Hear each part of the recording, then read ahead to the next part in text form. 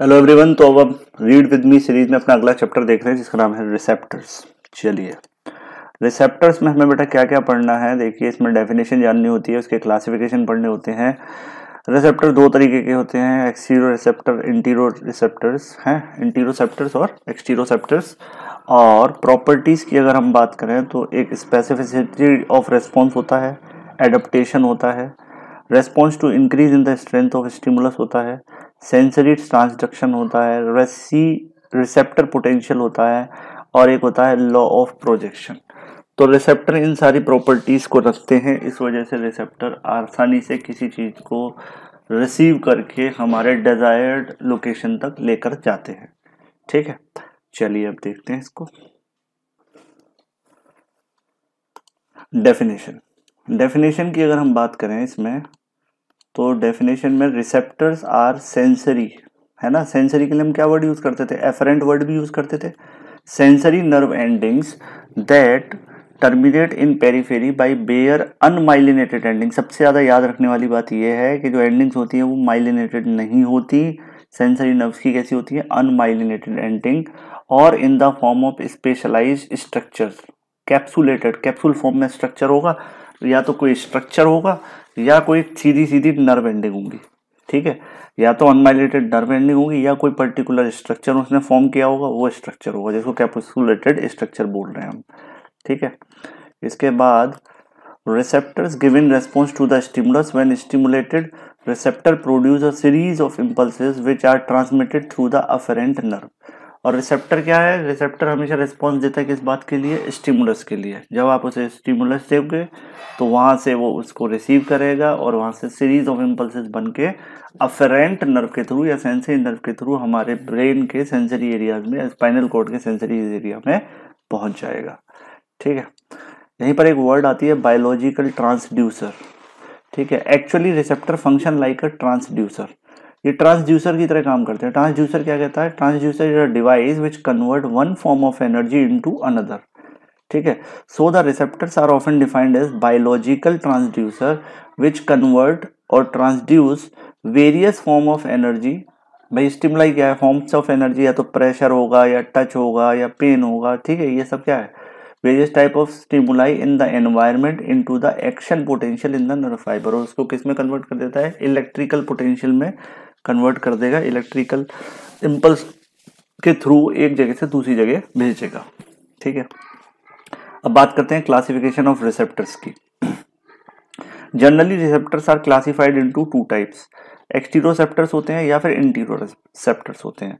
एक्सटीरोसेप्टर नाम से ही आपको पता चल जाता है एक्सटीरोसेप्टर क्या होता है। Exteroceptors are the receptors which give response to stimuli arising from outside the body.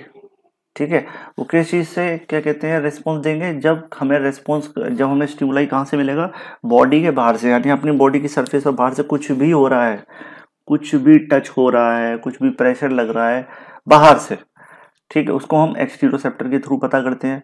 और जैसे पेट पे दर्द हो रहा है तो ये किसके थ्रू जाएगा, इंटीरोसेप्टर। हार्ट में पेन हो रहा है तो ये इंटीरोसेप्टर, यानी बॉडी के अंदर होगा तो वो इंटीरोसेप्टर्स। ठीक है, तो exteroceptors are divided into three groups. तीन ग्रुप्स में इनको डिवाइड करते हैं। एक होता है क्यूटेनियस रिसेप्टर जिसको मैकेनो रिसेप्टर्स भी बोलते हैं, कीमो रिसेप्टर्स और टेली रिसेप्टर्स। तीन कैटेगरी में हम आपको इसको बताते हैं कि एक्सटीरोसेप्टर तीन तरीके के हो सकते हैं। पहले देखते हैं क्यूटिनो रिसेप्टर क्या है। क्यूटिनियस रिसेप्टर या मैकेनो रिसेप्टर क्या है, the receptor stimulate in skin are called cutaneous receptor. Cutin word से ही आपको पता चलता है स्किन की बात हो रही है। तो cutaneous receptors are also called mechanical receptor because their response to mechanical stimuli.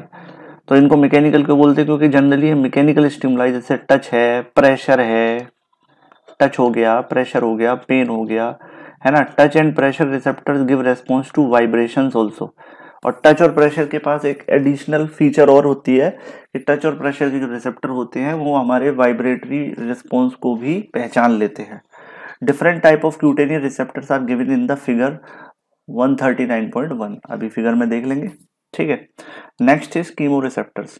Receptors which gives response to chemical stimuli are called chemo receptor. जो केमिकल स्टिमुलाई के लिए देंगे उनको हम कहेंगे कीमो रिसेप्टर्स। ठीक है, इसके बाद आता है टेली रिसेप्टर्स। टेली रिसेप्टर्स क्या है, the receptors that give response to stimuli arising away from the telephone word कहां से आया, दूर से आने वाली आवाज के लिए, है ना, टेलीफोनिक। तो टेली वर्ड यानी दूर से आने वाले, यानी away from the body. These receptors are called distance receptor. ठीक है, तो यानी ऐसे रिसेप्टर को क्या बोलते हैं हम, डिस्टेंस रिसेप्टर या टेली रिसेप्टर, जो दूर से आने वाले स्टिमुलाई को पहचान लेते हैं। ठीक है, और दूसरा कैटेगरी हमारा कौन सा था, दूसरा था हमारा इंटीरोसेप्टर्स। इंटीरोसेप्टर्स क्या था, interoceptors are the receptors which give response to stimuli arising within the body. Body के अंदर जो रिस्पांस हमें क्रिएट करने हैं या जो स्टिमुलाई बॉडी के अंदर से मिल रहे हैं, उनको हम इंटीरोसेप्टर कैटेगरी में रखते हैं। अब यहाँ पर इंटीरोसेप्टर्स कितने टाइप के हैं ये भी देख लेते हैं। इंटीरोसेप्टर्स आर टू टाइप, एक होता है विसरोसेप्टर्स और एक होता है प्रोप्रियोसेप्टर्स। तो विसरोसेप्टर, विसरल से नाम समझ आ रहा है, receptor situated in the viscera, और जो बॉडी के सॉफ्ट ऑर्गन्स होते हैं वो viscera are called visceroceptors. Different visceroceptors are listed in figure 139.3, उस फिगर में हम उनको देखेंगे। और लास्ट है हमारा proprioceptor. Proprioceptors are the receptor which give response to change in the position. ठीक है, बॉडी की पोजीशन में जो चेंजेस हो रहे हैं उनको पता करने वाले रिसेप्टर्स होते हैं, वो डिफरेंट बॉडी पार्ट में मिलते हैं। ये भी एक्सप्लेन होंगे प्रोप्रियोसेप्टर पर, एक अलग से चैप्टर है जो नेक्स्ट चैप्टर में हम देखेंगे प्रोप्रियोसेप्टर पर, उस चैप्टर में इसको देखेंगे। आगे आके प्रोप्रियोसेप्टर को डिटेल में हम पढ़ेंगे। ठीक है, तो पहले फिगर 139.1 को डिस्कस करते हैं, जिसमें क्यूटेनियस रिसेप्टर के टाइप दिखाए गए हैं। तो देखिए इनिशियली क्या बताया था, या तो फ्री नर्व एंडिंग्स होंगी या फिर कैप्सुलर बॉडी होगी। अब आप देख सकते हो यहाँ हर एक डायग्राम में कैप्सूल टाइप के बने हुए हैं, ये देखिए। ठीक है, या तो कैप्सुलर बॉडी होगी या फ्री नर्व एंडिंग होगी अनमाइलिनेटेड। तो यहाँ पर देखिए टच के लिए जो रिसेप्टर होता है उसको हम क्या बोलते हैं बेटा, उसको बोलते हैं मीजनर कार्पसल्स। ठीक है, टच के लिए एक और होता है मर्केल्स डिस्क, है ना। मीजनर कार्पसल्स और मर्केल डिस्क दोनों किसके लिए, टच के लिए हैं। पैक्सिनियन, है ना, पेसिनियन बोल दो या पैक्सिनियन बोल दो, पेसिनियन बोलते हैं वैसे ज्यादातर इसको। पेसिनियन कार्पसल्स प्रेशर के लिए होता है। Free nerve ending unmyelinated, free, यहाँ पर एक वर्ड और लिख लो जैसे भूलो ना आप, अनमाइलिनेटेड, है ना, माइलिनेटेड नहीं होता ये। अनमाइलिनेटेड फ्री नर्व एंडिंग किसके लिए होती है, पेन के लिए। ठीक है, क्रॉसिस एंड बल्ब, क्रॉसिस, क्रॉसी किसके लिए होता है, क्रॉसी होता है आपका कोल्ड के लिए। और रफिनीस एंड ऑर्गन, रफिनी किसके लिए होता है, वार्म्स के लिए। तो ये सब कैसे है, इसीलिए हम क्यूटेनियस को क्या बोल रहे थे, मैकेनिकल रिसेप्टर्स भी बोल रहे थे ना, क्योंकि ये सब कैसे हैं, मैकेनिकल वैल्यूज हैं सारी की सारी, है ना। तो ये touch, pressure, pain, cold, warms, ये सारे के सारे रिसेप्टर किसके हो गए, क्यूटेनियस रिसेप्टर। इन दोनों को मिलाकर, है ना, ये टच, ये कोल्ड और वार्म्थ, इन दोनों को मिलाकर हम क्या बोल देते हैं, टेम्परेचर रिसेप्टर। टेम्परेचर रिसेप्टर, और टेम्परेचर के लिए वर्ड क्या यूज करते हैं, थर्मो, थर्मो रिसेप्टर, है ना। तो ये सब भी किसमें आ गए, ये भी मैकेनिकल टाइप के प्रेशर हो गए। ठीक है, अब इसमें हमें 130 में एक्सट्रोसेप्टर की पूरी टेबल दे रखी है, इससे भी हमें काफी आइडिया लग सकता है एग्जाम में लिखने के लिए, इसको भी हम बना सकते हैं डायरेक्ट। ठीक है, एक्सटीरोसेप्टर्स, तो एक्सटीरोसेप्टर कितने टाइप के थे, 3 टाइप के थे, cutaneous, chemo receptor, tele receptor. ठीक है, अब क्यूटेनियस में कौन कौन सा था, टच था, प्रेशर था, कोल्ड था, वार्म था, पेन था। टच के लिए मीजनर्स, प्रेशर के लिए पेसिनियन, कोल्ड के लिए क्रॉसिस, वार्म्स के लिए रुफिनी, और पेन के लिए free nerve ending. Free nerve ending को हम क्या बोलते थे, टच पेन वाले को हम क्या बोलते थे, इसका एक और नाम है, ये याद रख लेना, नोसिसेप्टर्स बोलते हैं पेन के लिए, नोसिसेप्टर्स। ठीक है, और आपका कोल्ड और वार्म को मिलाकर बोलते हैं टेम्परेचर रिसेप्टर, जिसको हम थर्मोरिसेप्टर भी बोलते हैं, यहाँ पर लिखा है ना ये। ठीक है, इन दोनों को मिला के क्रॉसिस और receptors of cold and warm together called the थर्मोरिसेप्टर्स। Chemo receptor की बात करें, केमिकल रिसेप्टर, तो आपका टेस्ट और स्मेल कैसे हैं, केमिकल चेंजेस, है ना। तो इसमें टेस्ट बड काम आती है हमारी, और स्मेल में ऑल्फैक्टरी रिसेप्टर काम आते हैं। क्लियर। टेली रिसेप्टर की बात करें तो विजन एंड हियरिंग, ये दूर से, हम किसी को दूर से आते हुए देखते हैं या सुनते हैं कोई आवाज, तो वो इसके थ्रू आते हैं। तो विजन में rods and cods in retina, और हियरिंग के लिए hair cells of organ of Corti. Clear है यहाँ तक। तो इसमें बहुत अच्छे से इस डायग्राम के थ्रू आप पूरी चीजें समझ सकते हैं, इस बात को दिमाग में रखें, और उसको बना भी सकते हैं आप उसमें अपने एग्जाम में। ठीक है, हमने एक्सटीरोसेप्टर के टाइप देख लिए, अब हम इंटीरोसेप्टर्स के बारे में देखते हैं। इंटीरोसेप्टर 2 तरीके के थे, विसरोसेप्टर्स एंड प्रोप्रियोसेप्टर्स। ठीक है, विसरोसेप्टर, विसरल ऑर्गन्स में कौन कौन से रिसेप्टर होते हैं, या तो स्ट्रेच रिसेप्टर होगा या बैरो रिसेप्टर, यानी बॉडी के अंदर जो प्रेशर होगा उसके लिए, है ना। तो उसको लिए बैरोमीटर वर्ड यूज करते हैं ना, वो भी तो प्रेशर के लिए यूज करते हैं। लेकिन कौन सा प्रेशर? अब एनवायरमेंटल प्रेशर तो लगेगा नहीं बॉडी पे, कौन सा लगेगा? ब्लड प्रेशर जैसे हो गया तो baro receptor, chemo receptor, osmo receptors, ये सारे के सारे कैसे रिसेप्टर हैं? ये सब विसरल ऑर्गन को बताते हैं। जैसे स्ट्रेच रिसेप्टर किस पे होता है? हार्ट पे। बैरो रिसेप्टर ब्लड वेसल, सिचुएशन कहाँ का लोकेशन है इनकी, सिचुएशन बोल दो, लोकेशन बोल दो। कीमो रिसेप्टर जीआई ट्रैक्ट पर, ऑस्मो रिसेप्टर यूरिनरी ट्रैक्ट में, ठीक है, ब्रेन में, यहाँ सब मिलेंगे। अगर मैं प्रोप्रियोसेप्टर की बात करूं तो मसल स्पिंडल्स है ना, Golgi tendon organ, Pacinian corpuscles, free nerve ending और हेयर सेल, ये पांचों के पांचों कैसे रिसेप्टर है? प्रोप्रियोसेप्टर में काम आते हैं। जैसे कि सिचुएशन मसल स्पिंडल कहाँ मिलेगी? मसल में। गोल्जी टेंडन कहाँ मिलेंगे? टेंडन में। पैसिनियन कार्पोसल लिगामेंट में। फेशिया, जॉइंट, इन सब जगह पर ये सब मिलेंगे, क्योंकि हमारी पोजीशन जो चेंज होती है किसी जॉइंट की वजह से होती है ना, तो जॉइंट के आसपास, जॉइंट कैप्सूल में, उसके आसपास की मसल्स में, उसके आसपास के टेंडन में, लिगामेंट में, ये सारी सेंसरी ऑर्गन्स मिलेंगे। हेयर सेल, वेस्टिबुलर एपरेटस, ये ईयर में मिलेगा, है ना, जो हमें डायरेक्शन का सेंस बताता है हमारा।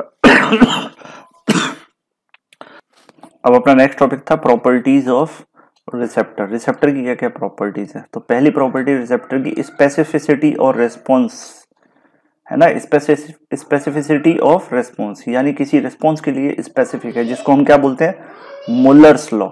इसी को हम क्या बोलते हैं? मुलर्स लॉ, है ना। स्पेसिफिसिटी ऑफ अ रेस्पॉन्स और Muller's law refers to the response given by a particular type of receptor to a specific sensation. For example, pain receptors give response only to the pain sensation. Similarly, temperature receptor gives response only to the temperature receptor. मतलब इसका कहने का मतलब ये है कि duality का concept नहीं होता कि एक ही रिसेप्टर पे दो तरीके के सेंसेशन चले जाए। जो रिसेप्टर जिस चीज के लिए बना हुआ है उसी से थ्रू वो क्या कहते हैं, स्टिमुलाई मूव करेगा। इसी को मुलर लॉ कहते हैं, ठीक है।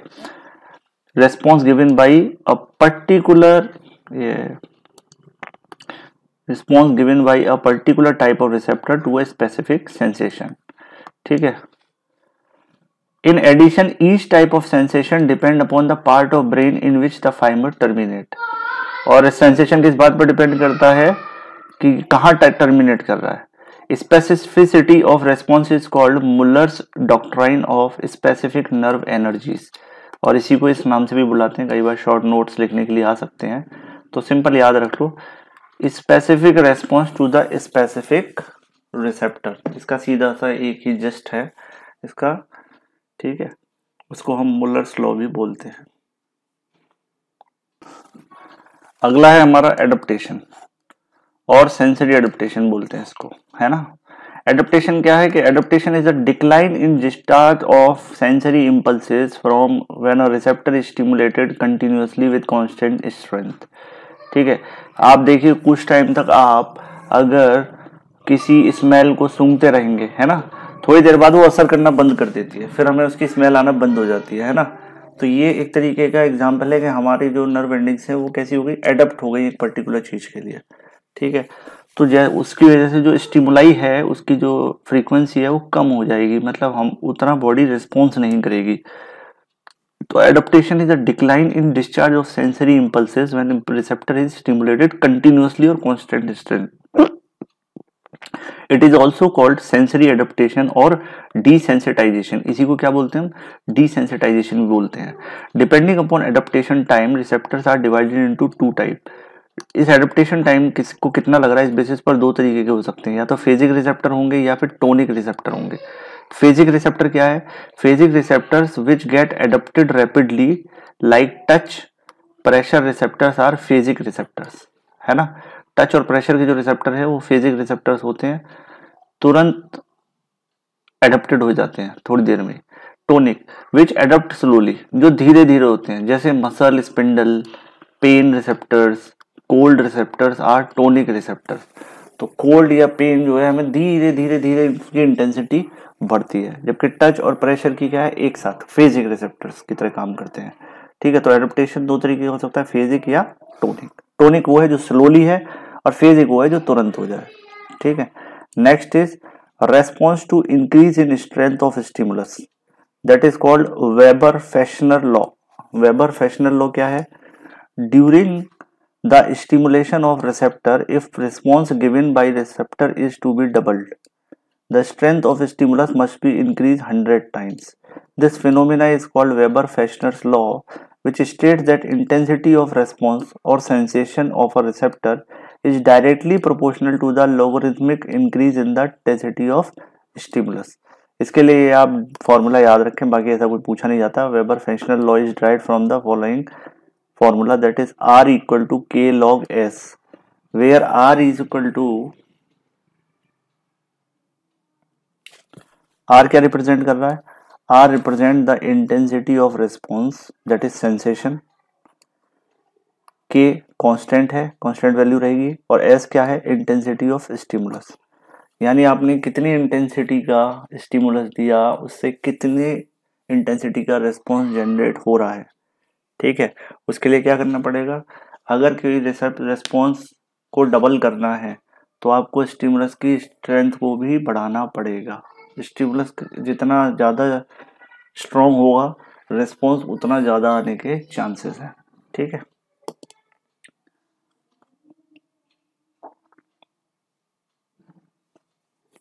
नेक्स्ट इज, अगली प्रॉपर्टी क्या है रिसेप्टर की? Sensory transduction.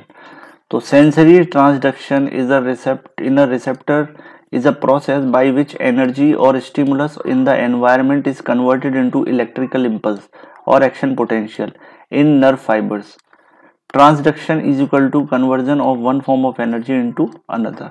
ये हमने अभी पढ़ाई था, एज ए बायोलॉजिकल ट्रांसड्यूसर काम करते हैं ये sensory receptors. When receptor is stimulated, it gives response by sending information about the stimulus to CNS. Series of events occur to carry out this function, such as development of receptor potential in the receptor cell and development of action potential in the sensory nerve. The sensory transduction varies depending upon the type of receptor. For example, the chemoreceptors convert chemical energy into action potential. जैसा knows में होता है ना, chemical, हम किसी को smell करते हैं या कोई टेस्ट होता है, टेस्ट बड होता है, तो क्या है, केमिकल को किस में? एक्शन पोटेंशियल में चेंज कर देते हैं. ये in the sensory nerve fibre. Touch receptors convert mechanical energy into action potential in the sensory nerve fibre. ठीक है, तो सेंसरी जो हमारे रिसेप्टर्स हैं वो कैसा काम करते हैं? ट्रांसडक्शन का भी काम करते हैं, मतलब वन फॉर्म ऑफ एनर्जी को दूसरी फॉर्म ऑफ एनर्जी में भी चेंज कर देते हैं. तो ये एक प्रॉपर्टी हो गई. तो कई बार प्रॉपर्टीज पूछ ली जाती है रिसेप्टर्स की, तो ये सारी प्रॉपर्टीज आपको याद होनी चाहिए. एक होता है receptor potential. Receptor potential definition. Receptor potential is a non-propagated transmembrane potential difference that develop when receptor is stimulated. It is called generator potential.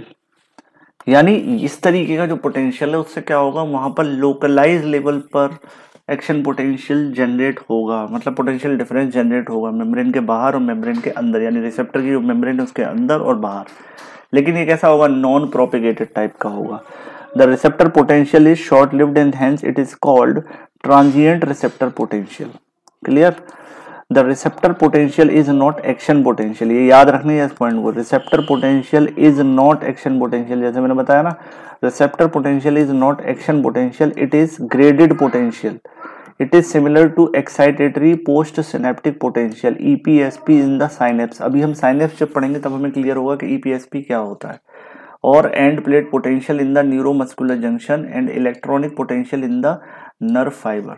तो जो इनिशियल चेंजेस हो रहे होते हैं किसी भी एंडिंग में, जहाँ पर दो नर्व फाइबर मिल रहे हैं, एक से कोई केमिकल रिलीज हुआ और दूसरे के अंदर चैनल्स ओपन होने होते हैं, तो वहां पर जो लोकलाइज चेंजेस आता है चार्ज में, उसी को हम कहते हैं रिसेप्टर पोटेंशियल. क्लियर? तो यहाँ पर आप देखिए प्रॉपर्टीज ऑफ रिसेप्टर पोटेंशियल क्या है. रिसेप्टर पोटेंशियल की दो इंपॉर्टेंट प्रॉपर्टी है. एक तो ये, इट इज नॉन प्रोपेगेटेड. ठीक है, यानी ये प्रोपेगेट नहीं होता, एक जगह से दूसरी जगह मूवमेंट नहीं करता. It is confined with in the receptor itself, है ना. ये कहाँ होगा? केवल और केवल रिसेप्टर में होगा.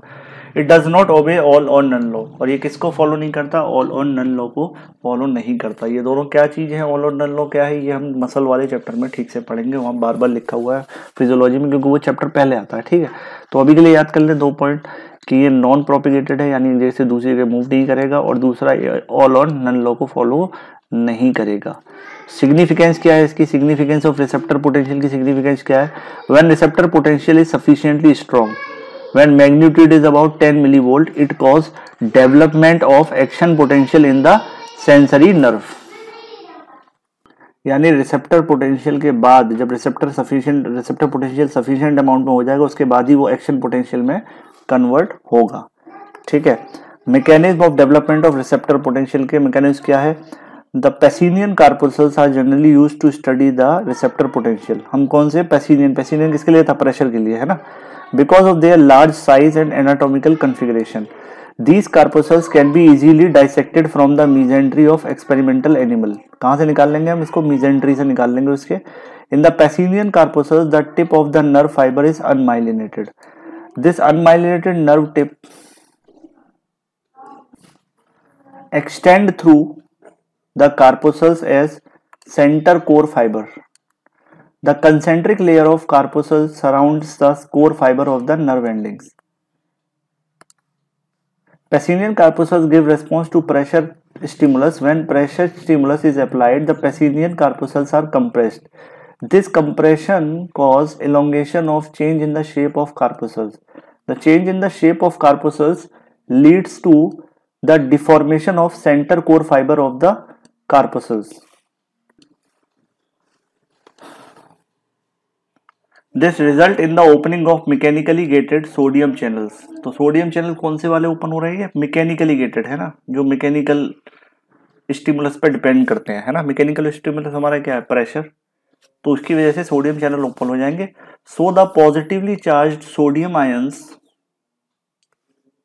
Ions enters into the interior of core fibre, है ना, कोर फाइबर जो है आपका उसके अंदर एंटर कर जाएंगे। इसकी वजह से क्या होगा, माइल्ड डीपोलराइजेशन और रिसेप्टर पोटेंशियल, यानी वो जो लोकलाइज लेवल पर चेंजेस होगा आयंस में, उसको हम बोल रहे हैं रिसेप्टर पोटेंशियल। ठीक है।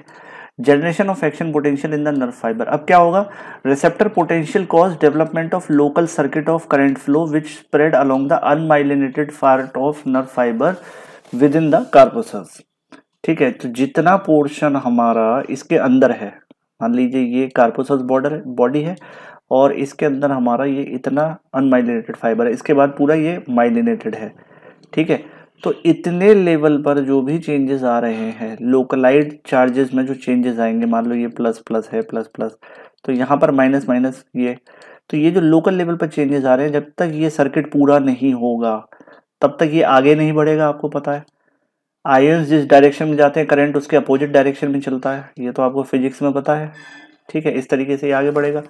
तो इसके लिए क्या करना है, पहले रिसेप्टर पोटेंशियल जनरेट होगा, उसके बाद एक्शन पोटेंशियल। ठीक है। When this local circuit of current reaches the first nodes of Ranvier, first nodes of Ranvier यानी यहाँ पर, है ना, यहाँ पर first nodes of Ranvier with in the corpuscles, it cause opening of voltage gated sodium channel and entrance of sodium ion into the nerve fiber. This leads to the development of action potential in the nerve fiber as given in the figure. अभी figure को समझते हैं तो हमें और idea लग जाएगा। चलिए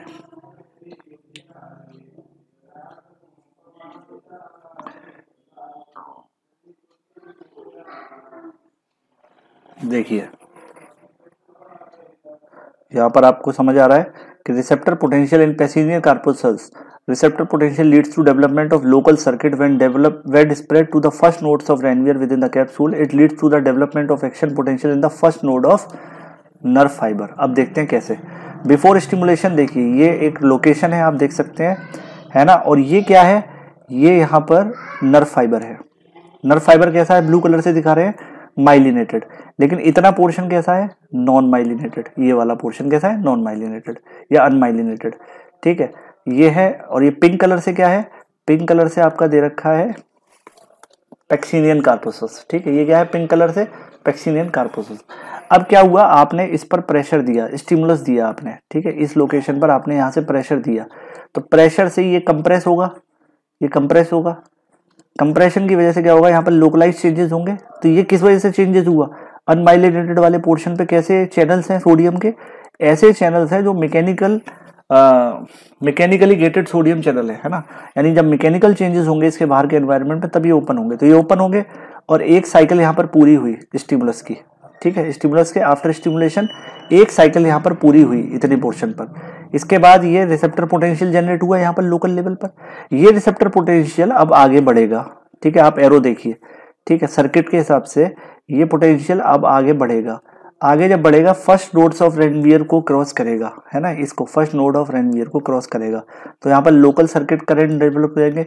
इसकी वजह से जो फर्स्ट नोड ऑफ रेनवियर के बाद जो अगला नोड ऑफ रेनवियर है शुरू होगा, वहां पर क्या जनरेट होगा, एक्शन पोटेंशियल।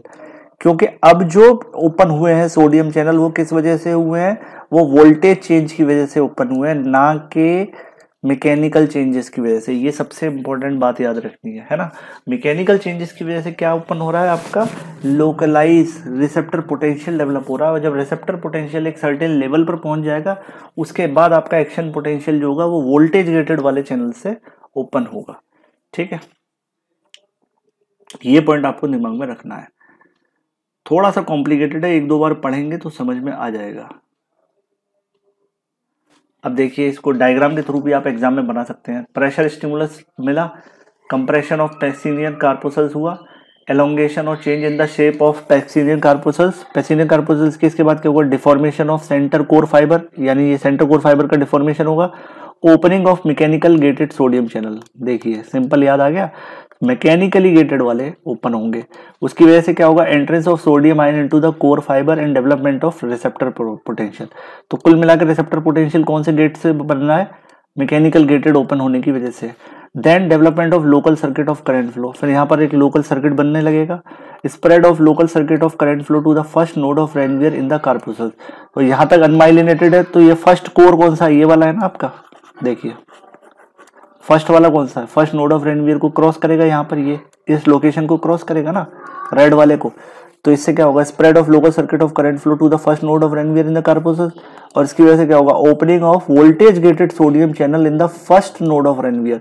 तो यहाँ पर ये फर्स्ट नोड ऑफ रेनवियर ये, तो यहाँ पर कौन से चैनल ओपन हो जाएंगे, वोल्टेज गेटेड वाले चैनल ओपन हो जाएंगे, ठीक है। और इसकी वजह से क्या होगा, entrance of sodium ions, sodium ions enter करेंगे इसमें। Generation of action potential in the nerve fibre, generation of action potential in the nerve fibre. और सोडियम आयन अब किस वजह से आए हैं, वोल्टेज चेंजेस होने की वजह से, ना कि मैकेनिकल चेंजेस की वजह से। तो इसी को है schematic diagram showing development of receptor potential and generation of action potential in the nerve fibre. तो इस डायग्राम से हमको क्लियर हुआ। चलिए अब देखते हैं अपना लास्ट लॉ ऑफ प्रोजेक्शन क्या है, ठीक है। लॉ ऑफ प्रोजेक्शन क्या है, law of projection, when a sensory pathway from receptor to the cerebral cortex is stimulated on any particular site along its course, the sensation caused by stimulus is always felt at the location of receptor irrespective of the site stimulated. This phenomena is known as law of projection, है ना। इसमें क्या कह रहा है कि जब भी कोई सेंसरी पाथवे से, कोई रिसेप्टर से कोई नर्व, सेंसरी नर्व ट्रेवल करती है कहाँ, सेरिब्रल कॉर्टेक्स को स्टिमुलेट करने के लिए एक पर्टिकुलर लोकेशन पर, तो जो सेंसेशन हमें फील होता है वो वहीं का फील होगा जहां से एक्चुअल में स्टिमुलस शुरू हुआ है, ठीक है, जहां पर रिसेप्टर की लोकेशन है, irrespective of their site is stimulated, ठीक है।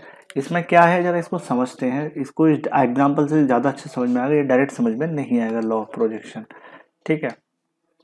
If somesthetic area in the right cerebral cortex which receives sensation from left hand is stimulated, sensation are felt in the left hand, not in the head. समझ में आ गई बात। यानी आप सोमेस्थेटिक area कहाँ पर होता है, सेरिब्रल कॉर्टेक्स में कई सारे एरिया होते हैं, है ना, सोमेटो मोटर, सोमेस्थेटिक, सोमेस्थेटिक सेंसरी इंफॉर्मेशन को लेता है। तो अगर राइट सेरिब्रल कॉर्टेक्स के सोमेस्थेटिक एरिया में अगर कोई इंफॉर्मेशन कहाँ से आ रही है, लेफ्ट हैंड से आ रही है, ठीक है, तो सेंसेशन फेल्ट कहाँ होंगे, लेफ्ट हैंड में ही होंगे, ना कि राइट साइड में, है ना। समझ में नहीं आई, फिर से बताता हूं, देखिए। If somesthetic area in right cerebral cortex which receive sensation from left hand, right में आपको पता है, लेफ्ट और राइट का कंसेप्ट तो आपको पता होगा कि राइट सेरिब्रल कॉर्टेक्स में लेफ्ट बॉडी के सेंसेशन आते हैं और लेफ्ट में राइट के आते हैं। तो अगर राइट हेमिस्फीयर कॉर्टेक्स में रिसीव कर रहा है कौन सा, लेफ्ट हैंड के सेंसेशन स्टिमुलेशन के आ रहे हैं, तो सेंसेशन लेफ्ट हैंड में, तो इसमें सिंपल ऐसे समझ लो यार, इतना कंफ्यूजन क्यों करना। मान लीजिए ये ब्रेन है, ब्रेन का ये जो एरिया है यहाँ पर इंफॉर्मेशन आ रही है और ये मेरा लेफ्ट हैंड है, ठीक है। यहाँ से सेंसेशन गया कहाँ, ब्रेन के लेफ्ट साइड में है ये, मान लीजिए ये लेफ्ट साइड है, तो ये इंफॉर्मेशन कहाँ जाएगी, राइट साइड में, ठीक है। ये कहाँ गई, राइट साइड में गई ये इंफॉर्मेशन, राइट साइड में। तो अगर मैं इस एरिया को क्या करूं, स्टिमुलेट करूं यहाँ पर, ठीक है, तो मुझे जो पेन है वो यहाँ फील नहीं होगा ब्रेन में, है ना, ब्रेन में पेन फील नहीं होगा। पेन मुझे कहाँ फील होगा, सेंसरी यहीं पर फील होगा, हाथ में, लेफ्ट साइड में, जहां पर एक्चुअल में स्टिमुलस को लगना था। जब ओरिजिनली स्टिमुलस यहाँ लगता तब ये इन्फॉर्मेशन मेरा ब्रेन यहाँ पर पढ़कर बताता कि यहाँ पर कोई प्रॉब्लम है, मान लो थंब में कोई प्रॉब्लम है। अब आप डायरेक्टली इस एरिया को स्टिमुलेट करोगे, ब्रेन के इस एरिया को स्टिमुलेट करोगे जहां इन्फॉर्मेशन आनी थी सेंसरी एरिया में, तो फिर हमें सेंसेशन सेम यहाँ फील होगा थंब पर, ना कि यहाँ इस लोकेशन पर। ये है इसके कहने का मतलब, लॉ ऑफ प्रोजेक्शन, है ना। Next, sensation complained by amputated patient in missing limb, that is called phantom limb pain बोलते हैं इसको। जब किसी का हाथ या पैर कट जाए तो उसको हमेशा ये फीलिंग रहती है काफी टाइम तक उसकी बॉडी को कि अभी भी उसका हाथ या पैर लगा हुआ है, और उसको वो फीलिंग्स आती हैं, जिसको हम बोलते हैं फैंटम पेन या फैंटम लिम्ब बोलते हैं उसको। और पेन जो फील होता है उसको फैंटम पेन बोलते हैं। It is the best example of law of projection. For example, if leg has been amputated, amputated मतलब आपने किसी का पैर कट कर दिया। मान लीजिए ये कोई पेशेंट है, ये कोई पेशेंट है,